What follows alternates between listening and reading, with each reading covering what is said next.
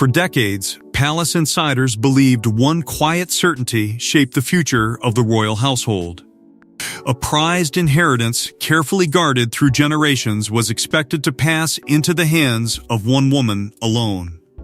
But then, without warning, the palace confirmed a decision no one anticipated. The inheritance had been reversed, and the person receiving it wasn't who the world expected. As whispers spread through royal corridors, one truth became impossible to ignore: King Charles was devastated. Before we go deeper into what this really means for the royal family, make sure to subscribe so you don't miss a single update. At first, the announcement appeared almost routine. A brief confirmation from palace officials. A carefully worded statement delivered without unnecessary detail. Yet beneath the calm language, the implications were explosive. Within minutes, royal aides began exchanging urgent messages behind closed doors as journalists scrambled for answers. Something extraordinary had happened, something that insiders knew would ripple through the monarchy for years to come. The inheritance that had long been expected to follow a predictable path had suddenly been redirected, and the shock was immediate. For years, many within the palace believed the arrangement had already been settled. Quiet discussions among advisors had allegedly established a clear expectation. The inheritance would eventually reinforce Camilla's standing within the royal structure. It was seen not merely as a gift or ceremonial gesture, but as a symbolic acknowledgement of her place beside the king. After decades of scrutiny, criticism, and slow acceptance within royal circles, this inheritance had quietly come to represent something deeper: validation, stability, and a sense that Camilla's position was finally beyond question. But the palace confirmation shattered that expectation in an instant. Catherine's name emerged as the unexpected beneficiary, and the reaction inside royal corridors was immediate and unmistakable. Staff members who had assumed the arrangement was settled suddenly found themselves facing a reality no one had anticipated. Conversations turned tense. Long-standing assumptions were thrown into doubt. Even seasoned palace aides, individuals accustomed to navigating the delicate politics of royal life, reportedly struggled to understand how such a dramatic reversal had taken place without warning. Among royal observers, speculation ignited almost immediately. Some believed the decision reflected a carefully calculated shift within the monarchy itself, a signal that the institution was quietly repositioning its priorities for the future. Others saw something more personal unfolding beneath the surface, a conflict between tradition, loyalty, and the fragile balance of power inside the royal family. Whatever the explanation, one fact was undeniable: the inheritance was no longer Camilla's. For King Charles, the news carried an emotional weight that few outsiders could fully grasp. According to insiders, he had long believed the arrangement was secure. Years of discussions, expectations, and assurances had created the impression that the matter was already resolved. To see that expectation suddenly overturned was not just politically unsettling, it was personally devastating. The king, who had spent much of his life defending the woman who would become his queen, now found himself at the center of a decision that seemed to undermine that very journey. Inside the palace, the mood shifted rapidly from confusion to quiet tension. Staff members began asking questions no one seemed ready to answer. Advisors debated what the reversal might signal about the monarchy's direction. And as Catherine's name continued to dominate discussions among royal watchers, one unsettling possibility began to take shape. This was not simply a change of inheritance. It was the beginning of a deeper transformation within the royal household. Because beneath the surface of the announcement lay a question far more complicated than anyone had anticipated. If the inheritance had been expected to belong to Camilla for so long, what could possibly have changed the palace's mind? And more importantly, Who had the authority to rewrite a decision that once seemed untouchable? But to understand why this reversal stunned the palace and why it struck Charles so deeply, we must return to the moment the original inheritance was quietly promised. Long before the palace announcement stunned the world, a quiet understanding had formed within royal circles. Camilla believed her place beside Charles came with certain guarantees, recognition, security, and one inheritance many insiders described as symbolic validation of her long and difficult journey into the royal family. For years, it seemed inevitable, until suddenly, the certainty began to unravel in ways few could have predicted. In the private language of palace conversations, expectations are rarely written down, yet they can become powerful truths simply through repetition.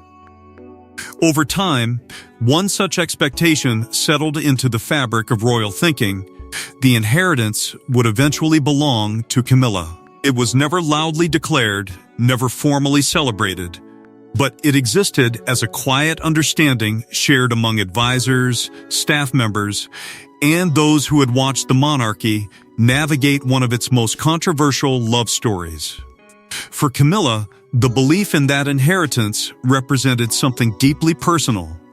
It symbolized the long road she had traveled beside Charles, a path marked by criticism, patience, and years of slow acceptance within the royal family. Early discussions among palace advisors reportedly reinforced that expectation. Those close to Charles believed that granting Camilla the inheritance would do more than reward loyalty; it would solidify her legacy within the monarchy. After decades spent standing beside a future king, often under relentless public scrutiny, the inheritance seemed like a final confirmation that her place in royal history was secure. For Charles himself, the arrangement carried emotional weight. He had defended Camilla through storms of public opinion, endured years of tension between duty and personal happiness, and ultimately brought her into the royal fold as queen. To him, the inheritance felt like a natural extension of that journey. Camilla, according to insiders, saw the promise not merely as privilege, but as recognition. It represented the closing chapter of a long struggle for acceptance within an institution known for its rigid traditions. Many palace staff quietly supported the arrangement, believing it would strengthen stability within the royal household. They saw the inheritance as a gesture that would reinforce unity around the king and prevent lingering doubts about Camilla's position in the monarchy. Yet even during those early conversations, the inheritance carried a weight that extended far beyond personal loyalty. It was deeply rooted in royal history, tied to traditions that had survived generations of political shifts and family rivalries. This was not simply a matter of transferring property or wealth. The inheritance symbolized continuity and unspoken promise that the monarchy would preserve certain traditions regardless of personal relationships or changing circumstances. And that historical weight is precisely where the quiet certainty surrounding Camilla began to face resistance. Behind closed palace doors, some senior figures reportedly expressed unease about the arrangement. Their concerns were rarely voiced publicly, but they lingered in private conversations among advisors responsible for protecting the institution's long-term stability. To them, the inheritance represented more than a personal decision by the king. It was tied to traditions that had always followed a particular logic, one connected not to personal loyalty, but to the future of the crown itself. Those concerns slowly began to grow. Questions emerged about whether the inheritance truly aligned with royal precedent. Some historians and royal archivists quietly revisited documents connected to its past, examining the circumstances under which it had been passed down through earlier generations. What they discovered raised uncomfortable possibilities. If tradition carried the authority many believed it did, the inheritance might never have been Camilla's to begin with. At first, these doubts remained confined to hushed discussions within the palace. But once they surfaced, they refused to disappear. Because the more closely advisors examined the inheritance's history, the more complicated the story became, and the more uncertain Camilla's long-assumed claim began to look. Those doubts would eventually lead investigators of royal tradition to examine the inheritance itself, and what they discovered would change everything. What the public saw as a simple inheritance was, in reality, one of the monarchy's most symbolically powerful possessions. For generations, it represented loyalty to the crown and continuity of the royal bloodline. And hidden within its history were traditions so strict that breaking them could trigger intense debate inside the palace. As historians revisited these traditions, a troubling question began to surface: had the inheritance ever truly belonged to Camilla at all? At first, the inheritance seemed straightforward. For years, it had been discussed in quiet conversations among royal insiders, as though its path had already been decided. But the deeper investigators looked into its origins, the more complicated the story became. The inheritance was not simply an asset passed casually between royal figures. It carried ceremonial meaning that had been preserved across several generations of the monarchy. It symbolized continuity, legitimacy, and the silent promise that each era of the royal family would protect what had been entrusted to it. This was precisely why the discovery of its deeper history sent ripples of concern through the palace. Because when historians began examining the earliest records tied to the inheritance, they found something unexpected. Time and again, the inheritance had followed a pattern, one rooted not in personal relationships, but in the future direction of the monarchy. It had historically passed to individuals who represented the crown's next chapter.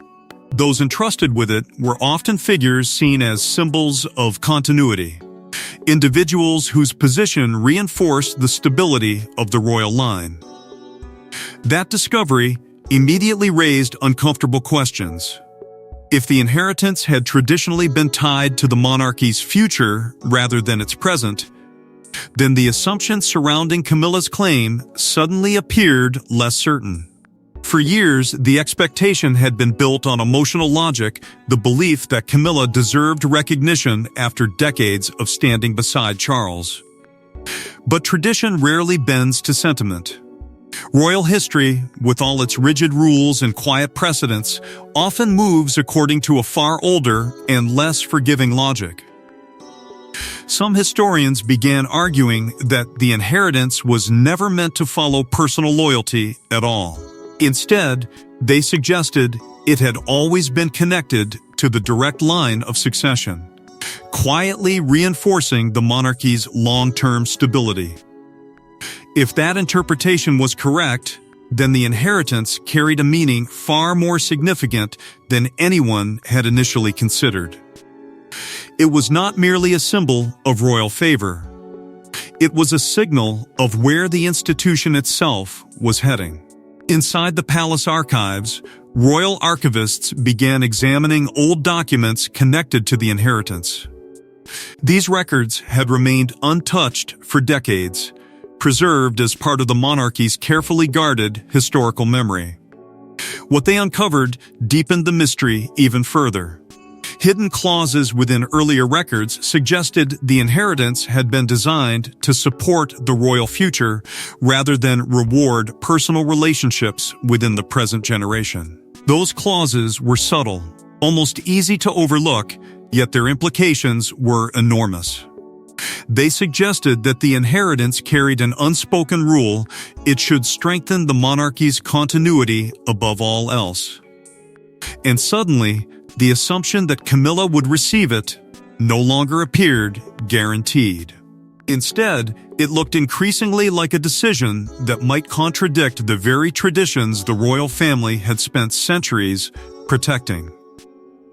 As these findings circulated among senior palace figures, the atmosphere inside the royal household began to shift.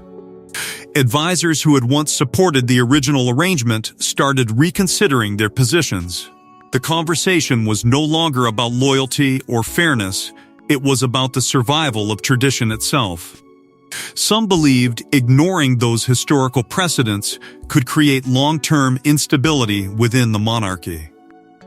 Others warned that reversing the expected inheritance could spark personal turmoil within the royal family. Yet, the deeper the investigation went, the clearer the dilemma became. If tradition truly demanded that the inheritance follow the future of the crown, then the palace was facing a choice that would reshape royal dynamics in ways no one had anticipated.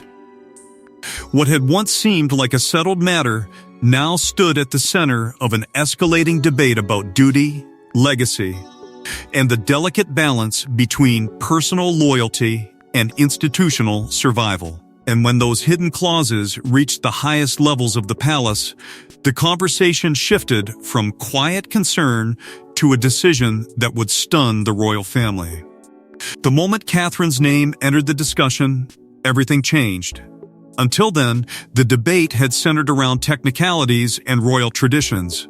But Catherine represented something far more powerful: the future of the monarchy itself. Suddenly, what once seemed like a simple inheritance dispute began to look like a defining moment for the royal family's next generation. Inside palace corridors, the conversation shifted almost instantly. What had started as a quiet review of historical clauses now carried a different weight entirely. Advisors who had been carefully examining royal tradition began asking a question that no one had dared raise before. If the inheritance was meant to represent the monarchy's future, then who truly embodied that future today? The answer, once spoken aloud, sent a ripple through the palace: Catherine. For many strategists within the royal household, the logic seemed undeniable. Catherine had gradually become one of the most trusted and admired figures connected to the monarchy. Her presence symbolized continuity, stability, and a sense of calm leadership that resonated with the public. Aligning the inheritance with her, some advisors argued, would reinforce a powerful message that the monarchy was preparing carefully for the next era rather than clinging to expectations rooted in the past. This perspective quickly gained attention among palace planners who were responsible for protecting the institution's long-term reputation. They believed the monarchy faced an increasingly delicate balancing act. Public trust had become more important than ever, and symbols carried enormous weight. By linking the inheritance to Catherine, they argued, the royal family could quietly strengthen its connection to the future generation that would eventually inherit the crown. But what seemed strategically sound to some appeared deeply unsettling to others. Because beneath the calm language of royal planning lay a painful truth: shifting the inheritance toward Catherine would inevitably create emotional consequences within the family itself. Camilla, after years of believing the inheritance was tied to her role beside Charles, would suddenly find that expectation erased. And for Charles, the implications were even more complicated. Supporting such a reversal could appear to contradict the very loyalty he had spent decades defending. Within private meetings, these concerns were voiced with growing urgency.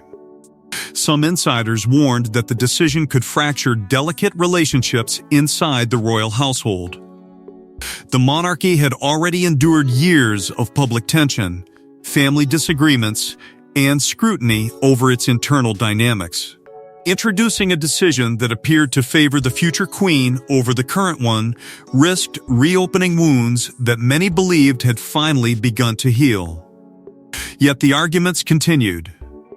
Those who supported Catherine's position insisted the decision was not personal, it was institutional. They believed the inheritance represented a symbolic bridge between generations, something that needed to reflect where the monarchy was heading rather than where it had been. In their eyes, Catherine stood at the center of that transition. She represented youth, stability, and a vision of the royal family that seemed capable of navigating a rapidly changing world. Curiously, throughout these discussions, Catherine herself reportedly remained almost entirely silent. Those involved in the early debates rarely heard her voice. She neither demanded the inheritance nor publicly resisted the possibility. Instead, according to palace insiders, she maintained a quiet distance from the arguments unfolding around her. That silence only deepened the tension, leaving advisors to wrestle with the implications of a decision that could reshape the monarchy's internal balance.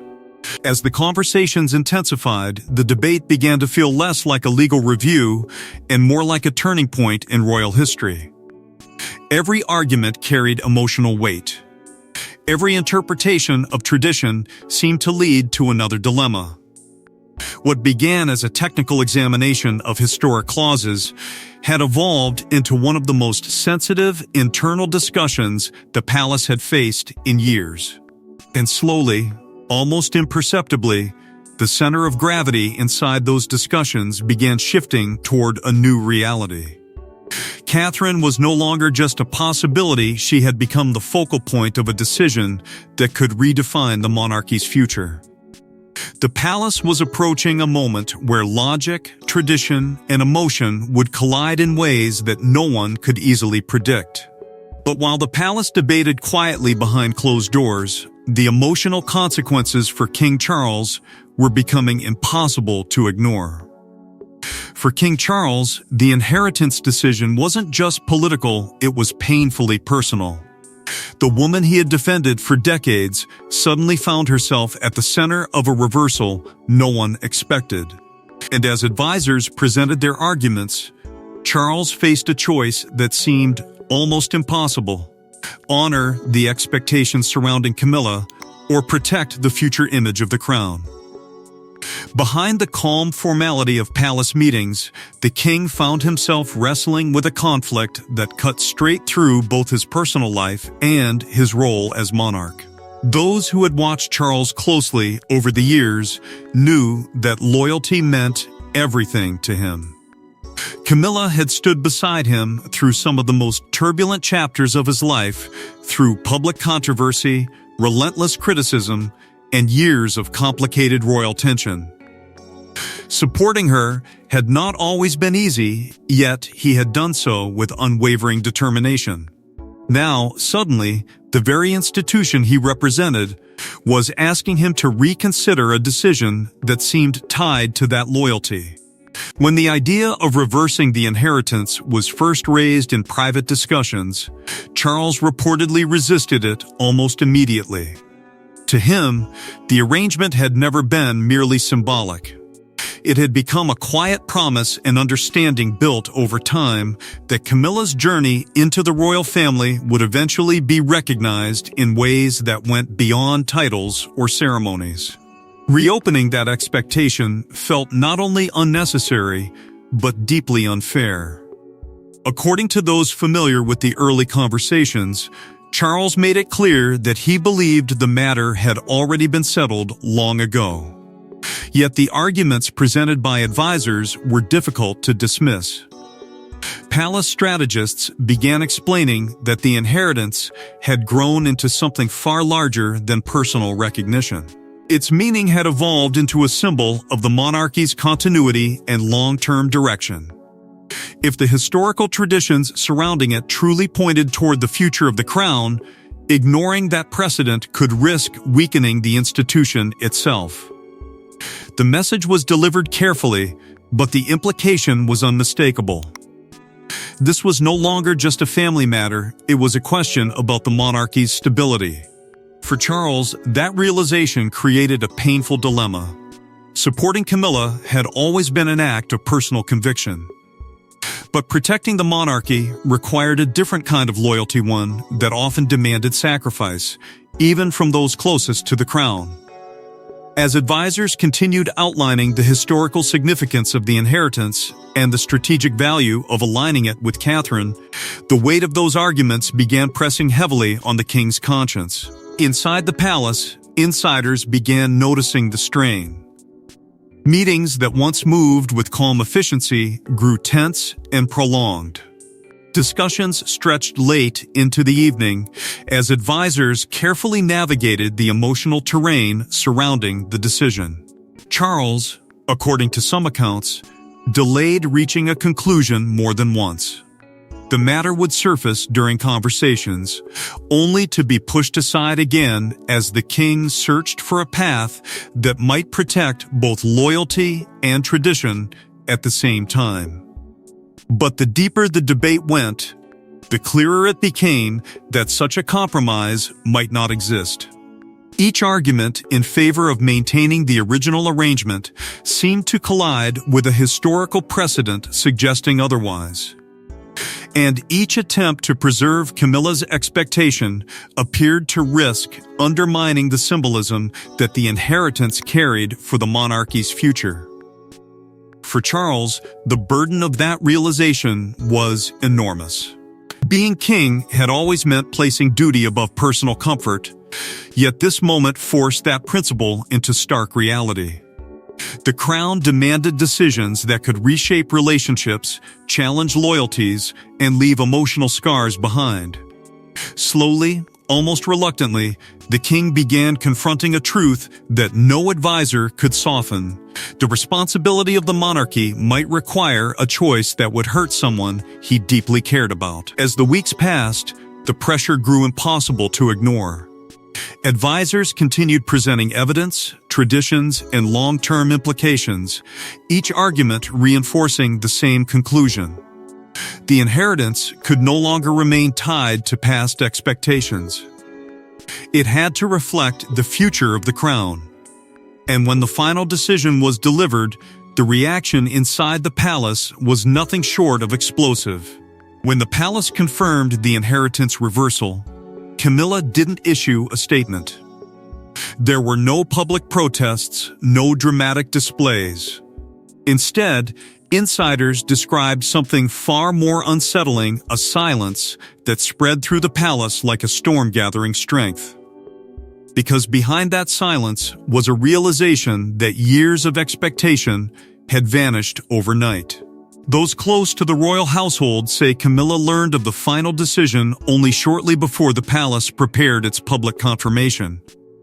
The timing alone carried its own quiet sting. For years, the inheritance had been discussed as though it were simply waiting for the right moment to be formalized.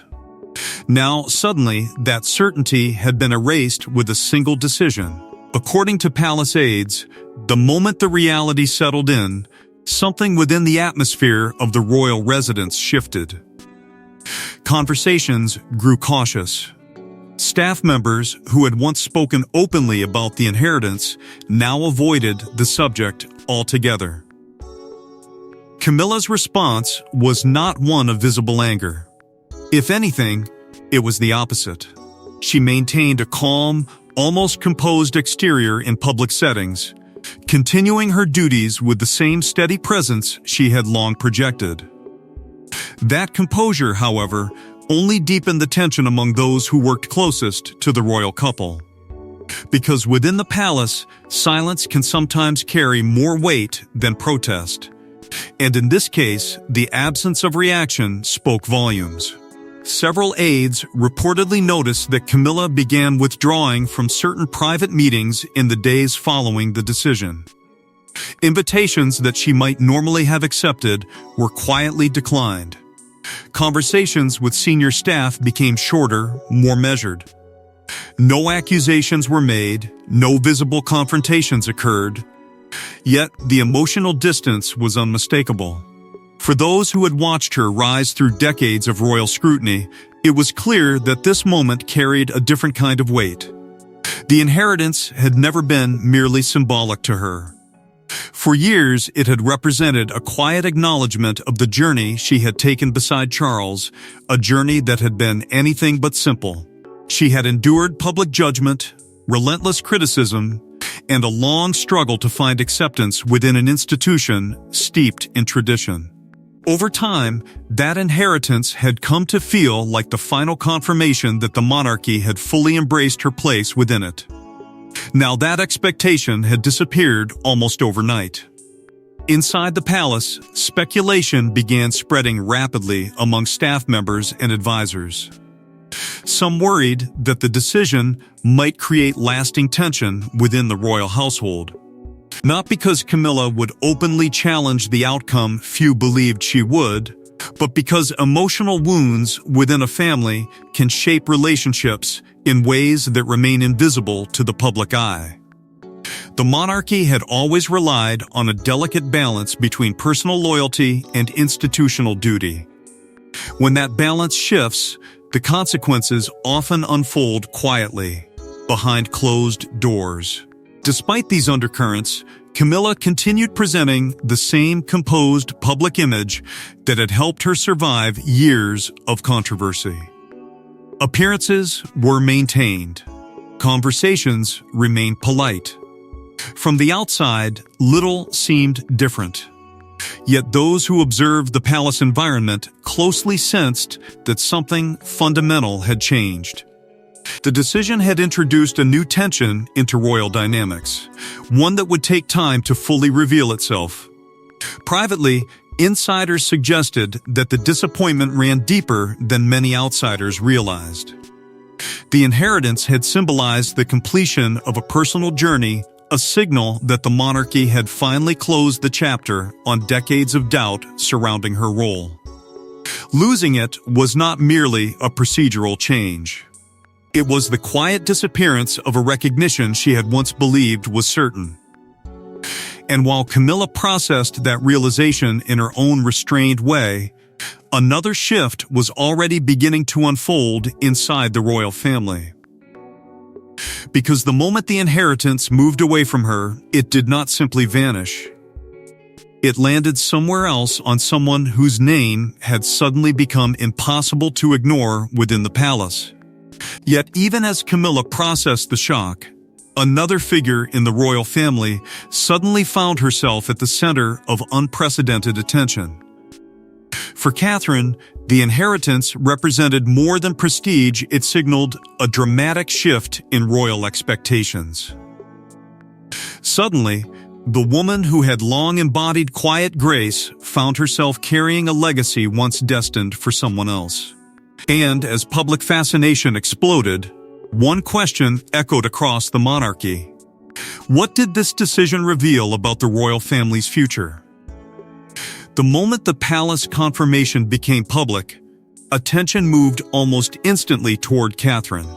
For years, she had cultivated a reputation defined by patience, steadiness, and an almost instinctive understanding of the monarchy's delicate rhythms. Yet even those who admired her could not ignore the significance of what had just happened. The inheritance was not simply an honor, it was a signal. A message that the monarchy might already be placing its faith in the generation that would one day define its future. Across the world, royal watchers began interpreting the decision as far more than a procedural change. Analysts, commentators, and historians all arrived at a similar conclusion: this was an endorsement. By placing such a historically significant inheritance in Catherine's hands, the palace appeared to be making a quiet yet powerful statement about where the institution believed its strength now resided. In a monarchy where symbolism often speaks louder than official declarations, the message was unmistakable. Within the palace, strategists responsible for shaping the royal family's public image reportedly viewed the decision as a stabilizing move. The monarchy had spent years navigating shifting public expectations, generational change, and the challenge of maintaining relevance in a modern world. Catherine, with her calm demeanor and measured presence, had gradually become one of the institution's most reliable pillars. Aligning the inheritance with her was seen by some advisors as reinforcing a natural transition already unfolding within the royal structure. Yet for Catherine herself, the moment was not one of celebration. According to insiders, her reaction was marked not by excitement, but by a deep sense of responsibility. She understood better than most that every royal decision carries layers of meaning beyond its immediate impact. Accepting the inheritance meant stepping into a role that carried both opportunity and enormous pressure. It placed her even more firmly at the center of the monarchy's future narrative, a position that would inevitably attract both admiration and scrutiny. Supporters across royal circles viewed the decision as recognition long overdue. Catherine had spent years quietly fulfilling royal duties, earning public trust through consistency rather than spectacle. Many believed the inheritance simply acknowledged the dedication she had demonstrated since entering the royal family. To them, the move confirmed what they had long suspected. Catherine was not just a supportive figure within the monarchy, she was becoming one of its defining forces. But not everyone viewed the decision through such a hopeful lens. Critics quickly raised questions about the emotional consequences unfolding behind palace walls.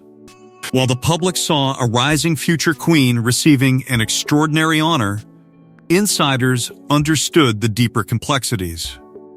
The inheritance had once been associated with Camilla's journey beside Charles, and its sudden redirection inevitably carried personal implications. Some observers wondered whether the decision might quietly intensify tensions within the royal household. Despite these conflicting interpretations, Catherine maintained the same composed approach that had defined her public life. She continued focusing on her duties, avoiding public commentary about the inheritance itself. That restraint only reinforced the impression that she understood the delicate balance she now occupied. The honor was significant, but so were the responsibilities attached to it. Every step forward would be watched carefully, not only by the public, but by those within the royal family who were still adjusting to the unexpected shift. And yet, beneath the surface of this moment lay something even larger than Catherine's personal rise. The inheritance had quietly redrawn lines of influence within the monarchy. It had altered expectations, challenged assumptions, and forced the royal household to confront the realities of generational change. Because the decision did not simply elevate Catherine. It signaled that the monarchy itself might be entering a new phase one where the future was beginning to take precedence over the past. But the inheritance reversal didn't just elevate Catherine, it triggered a deeper transformation within the monarchy itself. The inheritance decision quickly revealed something far bigger than a family dispute. It exposed a monarchy quietly reshaping itself for the future. Behind palace walls, advisors spoke openly about generational transition, public perception, and the delicate balance between tradition and survival. And suddenly, the reversal that devastated Charles began to look like a turning point for the entire institution. In the days following the announcement, analysts and royal observers began examining the decision with growing intensity.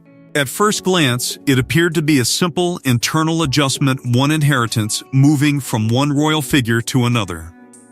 But those familiar with the monarchy's deeper patterns quickly recognized something more strategic unfolding beneath the surface.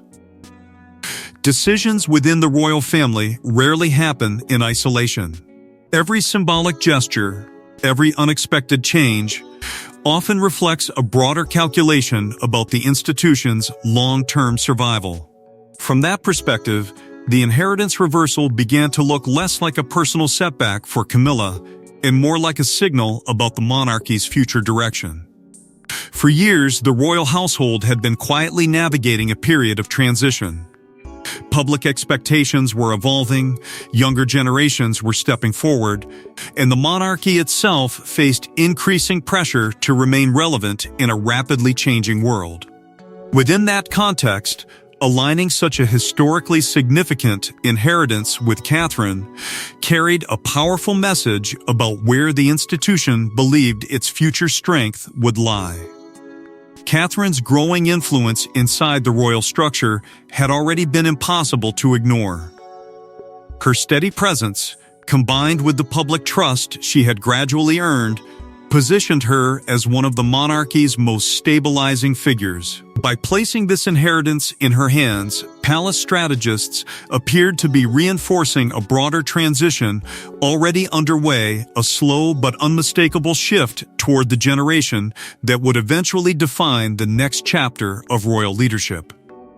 Yet this transformation did not come without its challenges. For King Charles, the decision created a delicate balancing act that would test both his authority and his emotional resilience. As monarch, he carried the responsibility of maintaining unity within the royal family, even as internal tensions threatened to surface.